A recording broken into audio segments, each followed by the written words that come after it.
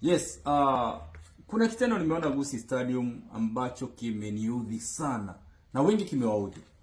Footballers, football fans and everyone. Najua kimewaudhi. Mbona tupigane juu ya mpira? Ndugu zangu Shabana, marafiki zetu Gor, tusipigane juu ya ball. Naona kuna mtu amepoteza why we have lost one life just because of football. The guy came to be entertained. And now his family are mourning him because they have lost him. For the love of football. Football should entertain. Manze ball inafaa ikuwe inatutumbuiza, inatuleta pamoja, inatuunganisha, inatufanya yani tujuane, tu network. But why do we have to fight? Mafans wa Gor na Shabana, manze mpendane. It should not happen again. And for those hooligans, kuna wale vijana wameonekana wakirusha mawe.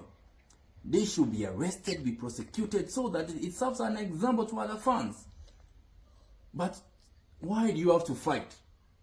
Mandugu zetu Gor, sisi kama Shabana tunawapenda, na nyinyi tupendane. Sisi wote tunapanda Otange, tunapanda Nyamira Express, tunapanda Nyaugenya, na tunaenda ruti moja. Na mbona tupigane? What has happened in Gusii Stadium? I condemn it. It should not happen.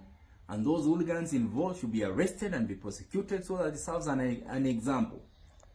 FKF, move in, see how you can help so that it doesn't happen again. Because I want everyone to maintain peace.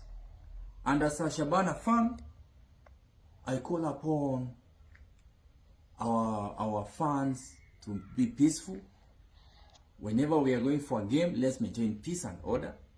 And those who are injured, wale ambao wameumia, I wish them quick recovery. Na ule amepoteza maisha, familia yao, natuma rambirambi zangu, pole zangu, my condolences. A game should not be the one that divides people. It should be the one that unites people. This is not politics, and let's not be divided by a game. Let's not be divided by a game. Let it unite us. Let it bring us together. So I condemn those goons.